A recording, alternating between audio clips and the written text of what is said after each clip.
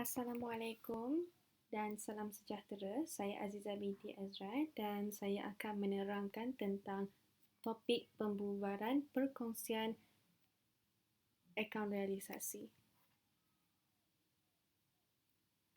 Okey, ini steps yang saya dapat share lepas pengalaman saya menjawab akaun realisasi semasa SPM 2020 dan sebelum-sebelum tu yang saya dah buat latihan. So first kena baca soalan. Untuk akaun memang sangat-sangat penting untuk baca soalan sebab kita kena tahu dahulu apa yang soalan tu nak. Baca soalan and figure out what it wants. Second, tulis tarikh pembubaran perkongsian. Okay, nanti kita akan go through macam mana cara-cara dia, tapi fahamkan step ni dulu. Lepas dah baca soalan, kita tahu apa yang soalan nak, baru kita tulis tarikh pembubaran perkongsian. Specifically pembubaran perkongsian. Third, kita akan rekodkan fasa pertama yang kejap lagi saya akan terangkan fasa pertama tu apa. Dan yang keempat, selesaikan maklumat tambahan. Yang kelima, kita akan tutup akaun turutan RMB. Okay. So, ini contoh soalan kebat yang saya dapat daripada buku Pelangi, silibus KSSM. So, macam biasa untuk akaun, kita akan mulakan dengan baca soalan terlebih dahulu. Kelly dan Melissa ialah pekongsi dalam sebuah perniagaan yang membekalkan barang kosmetik di Kuantan. Mereka berkongsi untung atau rugi mengikut nisbah modal masing-masing. Okey, noted ya. Dia tak ada soalan dia akan bagi nisbah. Ada soalan dia macam ni. Dia dah kata nisbah adalah berdasarkan modal. Next, pada 30 Jun 2020, mereka bersetuju untuk membubarkan perkongsian mereka. Okey, highlight pada 30 Jun 2020. Sebab saya tahu ada student dia akan pening. Bila dia buka je T ataupun apa-apa penyata, dia tak tahu nak letak tarikh apa. Gladly, for akaun realisasi memang satu tarikh je. Tarikh yang dia bubarkan tu. Jadi jangan cari tarikh akhir, tarikh awal, cari tarikh pembubaran. And then, kita tengok soalan nak apa. Yang saya dah highlight warna merah tu. Okey, untuk soalan A tu kita akan tinggalkan dulu. Kalau tak, video ni terlalu panjang. Saya akan terangkan untuk 3 akaun tu. Akaun realisasi, akaun modal dalam bentuk berwangan dan akaun bank. Bila dah faham 3 akaun ni, bukan baru, tapi bolehlah buat yang catatan jurnal am tu.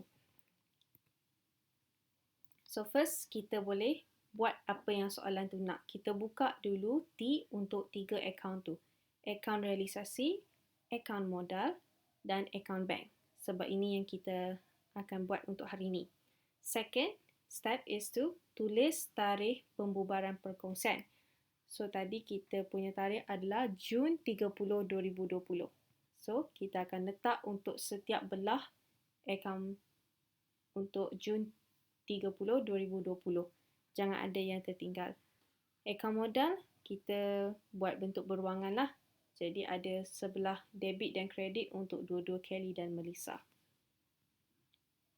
Okey, ini adalah turutan RMB. Kalau nak buat latihan dan nak buat soalan yang macam ni, tolong ikut turutan ni. Sangat-sangat penting. Jangan akaun bank kat atas, you buat akaun modal dulu. Jangan. Mesti realisasi, modal dan bank. So, kita dah baca soalan nak apa dan kita dah tulis tarikh pembubaran perkongsian. Sangat-sangat penting. Dan bila you dah tulis tarikh pembubaran, dah tak payah fikir dah pasal tarikh. Sebab itu je tarikh yang kita akan pakai untuk selama 3 T ni. Now, kita akan buat rekodkan fasa pertama. So, mesti pelik. Fasa pertama tu apa? Okay, ini adalah fasa pertama. So, macam biasa, kita akan buka 3 T dan kita akan tulis tarikh pembubaran perkongsian. Dan fasa pertama untuk setiap soalan akaun realisasi, kita akan mulakan dengan rekodkan semua aset kecuali bank dan tunai di sebelah debit akaun realisasi. Okey, tak kisah aset semasa ke aset bukan semasa, semua aset yang ada di soalan rekodkan di sebelah debit akaun realisasi. Jangan risau pasal maklumat tambahan ataupun apa-apa pelarasan, rekodkan sahaja dulu. Sebab untuk realisasi memang kena rekod dulu. Kecuali bank dan tunai. Okey, ikut soalan. Ada soalan dia bagi dua-dua. Ada soalan dia bagi salah satu. So, kalau tak payah tulis bank dan tunai dekat realisasi, nak tulis dekat mana? Kita akan tulis dekat account bank.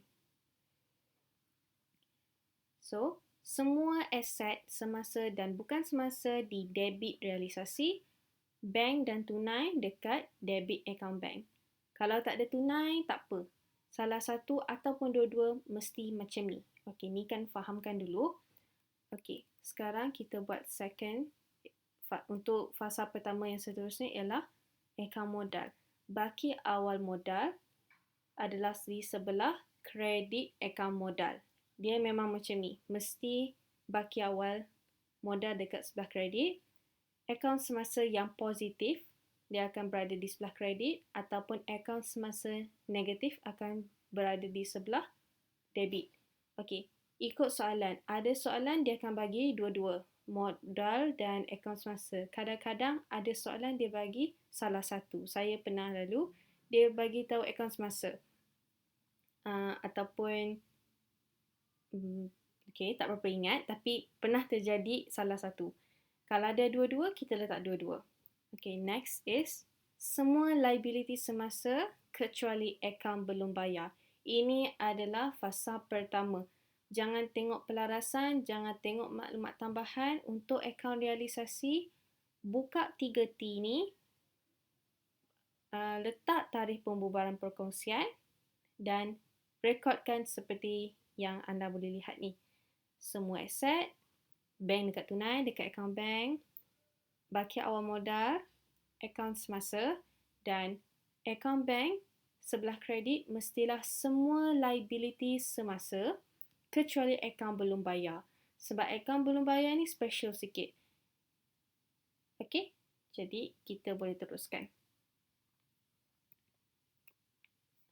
Ini adalah kata kunci untuk jawab soalan akaun realisasi. Bila dengar ambil alih, nanti kejap lagi kita akan buat kalau tak berapa faham sekarang. Tapi ambil alih adalah untuk akaun modal. Dan jual atau realis, bila nampak perkataan ni adalah kata kunci untuk akaun bank. Inilah nota yang saya buat dan saya sendiri refer masa sebelum saya SPM 2020, memang saya buat format yang macam ni. Jadi saya sarankanlah semua buat sebegini. Okey, sekarang kita boleh buat fasa pertama specifically for this question. Fasa pertama tadi kita kena tulis aset, baki awal modal, akaun semasa yang tadi. Jadi untuk soalan ni saya dah highlightkan yang warna hijau tu adalah aset. So aset kita akan letak di sebelah debit account realisasi. But be careful sebab kat sini ada komponen bank. Bank 16,000. Tadi saya dah kata untuk akaun realisasi rekodkan semua aset kecuali bank dan tunai atau salah satu. So di sini tunai tak ada tapi dia bagi bank. So bank kena alert. Next is akaun modal dan akaun semasa. Okey, akaun modal dan akaun semasa akan masuk dalam akaun modal. So untuk soalan ni dia bagi dua-dua, modal dan akaun semasa. Siap dia cakap kat situ, akaun semasa Melissa sebelah debit. Tu kadang-kadang boleh jadi soalan yang macam tu, kadang-kadang dia tulis hurungan sahaja. Okey, bawah tu adalah pinjaman bank dan akaun belum bayar. Saya tak highlight sebab takut tak nampak. Tapi kita akan buat fasa pertama sekarang. Untuk akaun realisasi, kita akan rekodkan semua aset kecuali bank. So, kita tulis je semua aset yang ada dalam soalan kecuali bank sebelah debit. Okay, jangan fikir ada susut nilai, nothing. Just put it on. Okay, next kita akan mulakan fasa pertama untuk akaun modal dan akaun bank. So, akaun modal kita ada, saya letak supaya boleh refer. Akaun modal Kelly RM60,000 dan Melissa RM40,000. Untuk ni kita akan tulis baki BB. Dia punya butir untuk akaun modal. Akaun semasa pula kita akan tulis akaun semasa dekat akaun modal ikut dia punya kredit atau debit. So macam Kelly 7,500 kredit, Melissa 1,800 debit. Sebab dia dah tulis kat situ debit. Okay, next kita akan buat account bank. Tadi kita, account bank kita, bukan account bank, kita punya baki bank adalah 16,000. Kita tak boleh tulis kan? Kita kena tulis bank dalam account bank. So, di sini kita tulis baki BB 16,000. Sebab ni baki awal dia. Sama juga macam akaun modal, baki awal, baki BB. Akaun bank, baki awal dia, baki BB 16,000. Next, kita akan tulis liability. Di sini ada yang saya tak highlight tadi kan sebab takut tak nampak. Saya tuliskan dekat sini. Pinjaman bank RM20,000, akaun belum bayar RM5,200. Akaun belum bayar, saya dah cakap, untuk fasa pertama kita jangan tulis akaun belum bayar, tapi kita tulis segala liability yang lain di credit account bank. Okay, so kita KIV dulu akaun belum bayar. Nah, kita tengok step kita. Kita dah baca soalan, kita dah tulis tarikh pembubaran dan kita dah rekodkan fasa pertama. Sekarang kita step yang keempat iaitu selesaikan maklumat tambahan satu persatu. Okey, kita tengok balik soalan ni. Maklumat tambahan soalan ni memang banyak. Perkara-perkara berikut berlaku semasa proses pembubaran. Jadi ada 10 maklumat tambahan.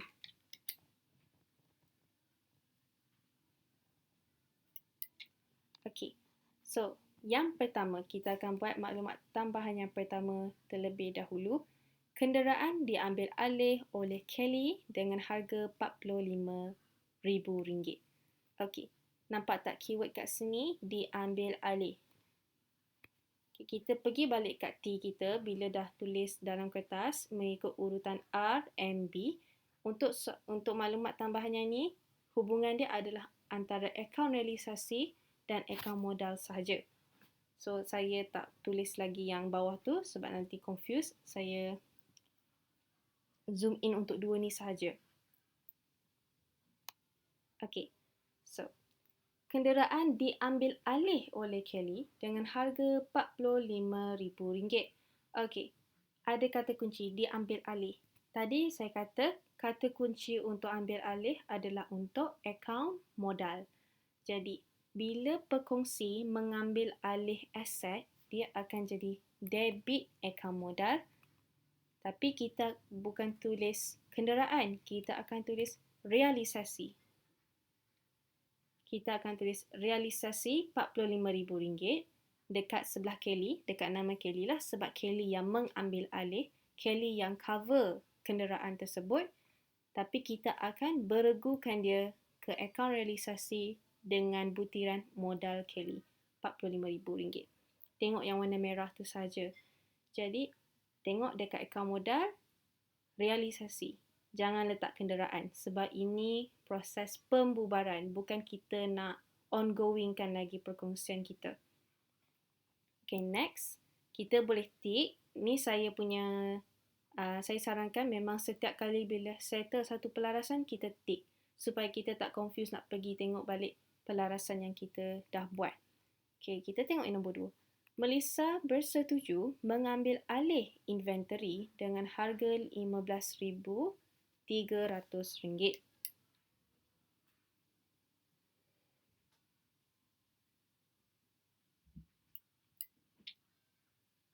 RM15,300. Okey. Jadi di sini kita ada satu lagi kata kunci, mengambil alih. Sama macam nombor 1 tadi. Saya zoom in dekat sini. Melissa bersetuju mengambil alih inventory dengan harga 15,300. Sama Okey, saya highlightkan mengambil alih.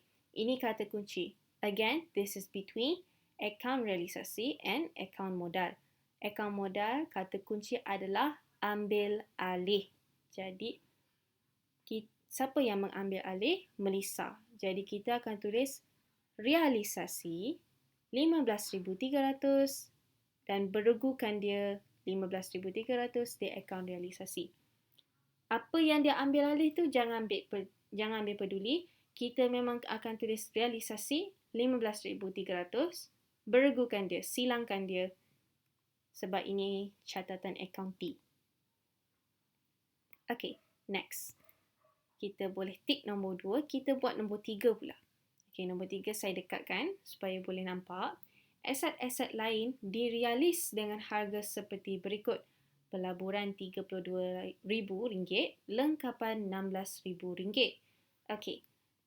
Kata kunci dekat sini adalah dirialis. Okey. Bukan ambil alih tapi dirialis.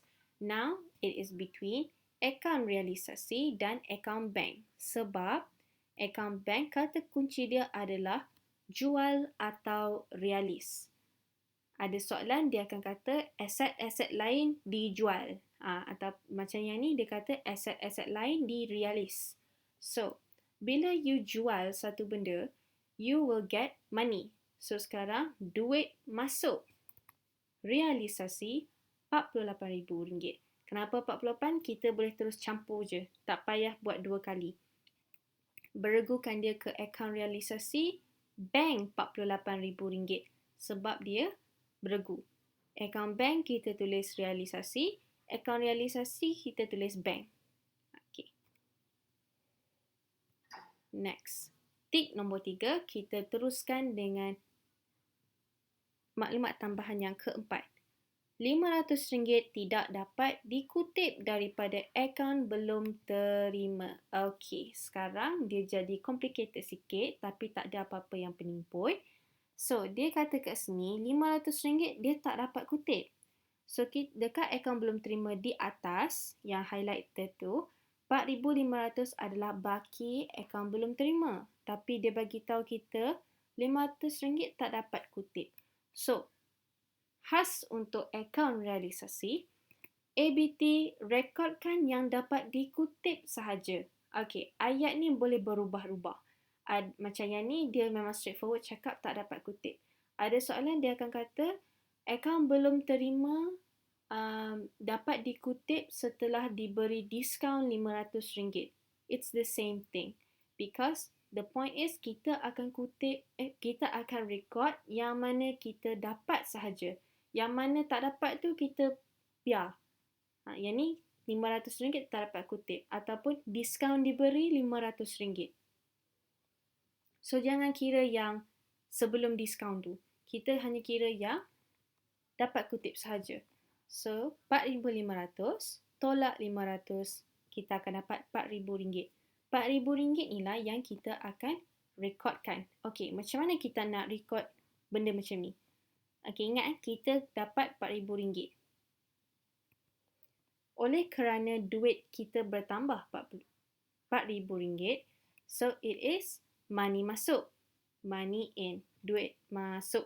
So, realisasi RM4,000, beregukan dia ke akaun realisasi, tulis bank RM4,000. Jangan letak dekat akaun modal sebab dia tak cakap duit tu bagi dekat siapa. Kita kena letak dekat akaun bank, duit masuk, debit realisasi RM4,000, kredit bank RM4,000. Oh sorry, salah cakap. Akaun bank debit RM4,000, akaun realisasi kredit RM4,000 sebab beregu. Boleh tik nombor 4, kita akan teruskan dengan nombor 5. Pinjaman bank dijelaskan sepenuhnya. Okey. Satu benda yang lain pasal akaun realisasi adalah bila satu maklumat tambahan tu tak ada nilai, kita boleh straight off ignore. Kita boleh abaikan terus sebab dia tak ada nilai dan dia tak menjejaskan pun. Mungkin ada soalan baru, dia akan cakap ayat yang pelik sikit, tapi untuk this question memang tak payah ambil peduli sebab dia memang tak ada apa-apa efek. So kita boleh teruskan dengan yang ke-6. Akaun belum bayar dijelaskan dengan nilai RM5,000 oleh Kelly. Okey, tadi saya kata akaun belum bayar ni special kan? So, this is how it becomes special. Akaun belum bayar yang terdapat dekat baki yang ke atas tu adalah RM5,200. Boleh tengok dekat atas skrin, RM5,200. Tapi yang dijelaskan hanya RM5,000. Di sini berlaku diskaun. So dekat sini kita boleh nampak kan, straightforward the discount value is RM200. Ada soalan mungkin macam nombor tu pelik-pelik sikit, macam 5143 dengan 4169. Tu kena tolak lah. Tapi untuk soalan ni kita boleh nampak. Okay, akaun belum bayar kena pay attention. So cara dia macam ni. First, you kena tengok siapa yang settle kat akaun belum bayar tu. Okay, kalau in this case, oleh Kelly. Cuba bayangkan oleh Kelly tu tak ada kat belakang. Cara dia sama, cuma akaun modal jadi akaun bank. Tak apa, sekejap lagi saya cerita. Okay, akaun belum bayar dijelaskan dengan nilai RM5,000 oleh Kelly. Okay, straightforward, kita pergi ke akaun modal dan kita akan tulis akaun belum... Okay, ada di sini dijelaskan oleh Kelly also means ambil alih. So kita boleh assume macam tu. So kita akan tulis akaun belum bayar RM5,000. Okay. Mesti pertama sekali, kenapa tak debit? Okay. Sekarang Kelly mengambil alih ataupun Kelly menjelaskan liability. Dia bukan menjelaskan asset. So sebab tu dia sebelah kredit. Okey, kalau dia menjelaskan liability, kenapa tulis akaun belum bayar? Kenapa tak tulis realisasi? Memang kena tulis akaun belum bayar sebagai butir dia, bukan realisasi. Okey, so first, dia mesti sebelah kredit sebab Kelly menjelaskan sesuatu liability. Dia bukan menjelaskan asset. Second, kenapa tulis akaun belum bayar? Memang cara dia gitu. Okey? So, RM5,000 oleh Kelly. So, RM5,000 kita akan tulis dekat Kelly punya kolom lah. Okey, beregu kan dia? Ni dah bukan beregu. Yang ni memang kena alert. Kita akan letak di sebelah yang sama.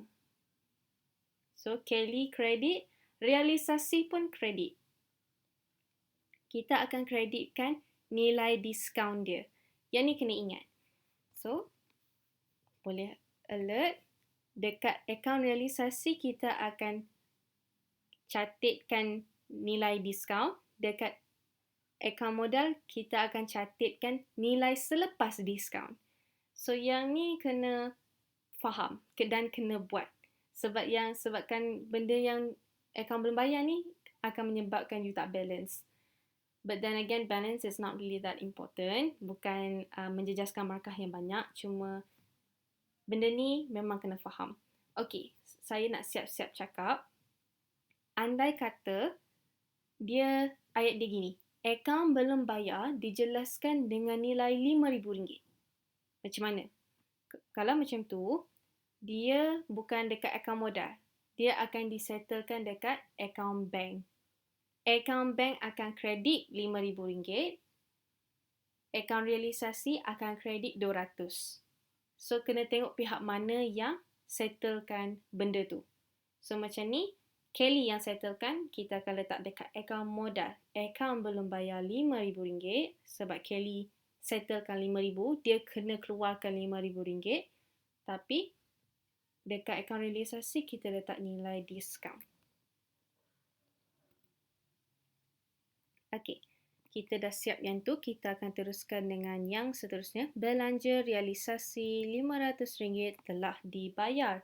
Okay, this is basic accounts, basic beregu. Belanja realisasi telah dibayar. Bila bayar, maksudnya duit you keluar. Duit keluar. So, kredit bank, tulis realisasi RM500 sebab nilai dia 500. Beregukan dia ke akaun realisasi dengan catatan bank RM500. Okey, silang ya. Bank tulis realisasi, realisasi tulis bank. Okey, tadi kita bayar. The next one is menerima tunai 350 daripada seorang pelanggan yang hutangnya telah dihapus kira sebagai hutang lapu. Urus niaga ini belum direkodkan dalam mana-mana buku. Bila dengar urus niaga tidak direkod dalam mana-mana buku, maksudnya ketinggalan lah. Dia tak beregukan. Itu je. Tapi keyword di sini adalah menerima. Tadi kita bayar. Bila bayar, bank kita kredit. Kalau terima, bank kita debit. Tulis realisasi 350, beregukan dia bank 350. Be careful, memang untuk beregu, dia mesti different side. Tapi macam akaun berbayar tadi, special. Okay, next.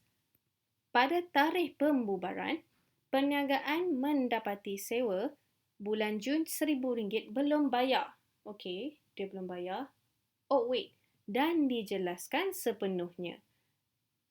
So, maksudnya apa kat sini? Dia dah bayar kan? So, bila dah bayar, duit keluar. Bila duit keluar, akaun bank kredit RM1,000, beregukan dia akaun realisasi debit RM1,000. Nama, beza. Okay, finally, look at the last one. Semua penerimaan dan pembayaran dibuat dengan cek. Ada apa-apa nilai tak? Tak ada apa-apa nilai kan? So, straight up, ignore. Okay, now we can look at our steps. Kita dah buat nombor 4, selesaikan semua maklumat tambahan. Now, kita akan tutup akaun turutan RMB. Mesti turutan ni supaya tak pening. Okay, tutup akaun sebab kalau tak tutup, it's tergantung. Okay, ini akaun realisasi yang kita dah buat tadi. Saya tak buat warna merah-merah lah sebab yang ni yang kita dah bincangkan tadi. Jadi dalam kes ni, debit lagi besar dari kredit. So kita akan sum up. And now, 116,400 tu kita akan tolakkan dengan semua yang dekat atas. Sebelah kredit. Dan kita akan dapat rugi realisasi. Boleh tengok kotak yang baru keluar tu, 3,550. Okey, awal-awal tadi soalan, kita ada baca yang nisbah untung atau rugi akan berdasarkan nisbah modal kan. Dia tak bagi nisbah 21 ke 35 ke. So, kita kena tengok modal Kelly berapa, modal Melissa berapa. Kelly 60,000, Melissa 40,000. So, kita kena buat nisbah kita sendiri. Campur kedua-dua tu, kita akan dapat 100,000. So, Kelly is 60,000 bahagi dengan 100,000, kita akan dapat 3/5. Melissa, kita akan ambil 40,000 bahagi dengan 100,000, kita akan dapat 2/5. Ini adalah nisbah yang kita akan pakai. So, kita akan tulis modal Kelly. Okay, jangan tulis rugi realisasi titik bertindih, tak nak. Memang macam ni. Modal Kelly 3,550 darab dengan nisbah yang kita dah kira. Dan modal Melissa pun kita akan darab dengan nisbah yang kita dah kira. Okay, dua value ni, dua nilai ni kita akan carry ke akaun modal. Okay, 2130, 1420, kita akan beregukan dia sebelah debit. Sebab tadi kita buat kredit kan? So, sekarang kita letak belah debit. Sekarang kita akan tutup akaun modal pula. Kita akan mulakan dengan Kelly dulu. Kelly kredit lagi besar. Jadi, bila kita tolak 72,500 dengan 2,130 dan 45,000, kita akan dapat 25,370. Kita tutup untuk Melissa pula. 40,000. Tolak dengan semua yang dekat atas. kita akan dapat 21480. Okay, certain cases dia boleh jadi dua-dua belah. Mungkin Kelly sebelah debit, Melissa belah kredit pun boleh jadi. Jadi kalau terjadi macam tu, jangan panik. Boleh jadi macam tu. Okay, yang ni saya selalu buat silap dan saya tak nak sesiapa buat kesilapan yang sama dengan saya. Bila saya dah tulis habis 2537021480, tiba-tiba butir tu pergi tulis baki HP. Jangan sesekali tulis baki HP sebab ini kita punya moto adalah untuk membubarkan perkongsian kita. Kalau you tulis baki HP, maksudnya you nak jadikan baki tu bawah-bawah kan? If you bawah-bawah maksudnya perkongsiannya masih berterusan, ongoing. That's not what we're trying to do. So, kita kena tulis crucially bank dekat sini. Jangan tulis baki HB. Please. Okay? Sebab macam saya sangat-sangat sayang sebab orang biasanya dia akan tulis baki HB, lepas tu dia nak tulis baki BB pula dekat bawah. Dah macam tak faham soalan. Ini adalah pembubaran perkongsian. So now, dua value warna biru tu kita akan carry ke account bank. Tulis modal Kelly dan modal Melissa. So, memang kena tulis modal Kelly. Jangan tulis Kelly, jangan tulis Melissa saja. Tolong tulis penuh modal Kelly, modal Melissa. Dan insya-Allah you akan dapat balance. Ini kita punya tujuan. Kita kena pastikan account bank kita balance. So, by right, akaun realisasi ni pentingnya hanya dekat akaun belum bayar. Saya faham kalau benda tu susah nak absorb untuk kali pertama mendengar. Tapi sekarang ni, bila selalu buat latihan, insya-Allah memang benda tu tak ada apa pun. Sebab honestly, bila dapat tahu belah yang sama pun dah kira, oh okay, insya-Allah memang betul. Okay. So, terima kasih kerana sudi mendengar video saya. Saya harap video saya dapat membantu kefahaman anda dan proses pembelajaran anda untuk memahami akaun realisasi. Terima kasih.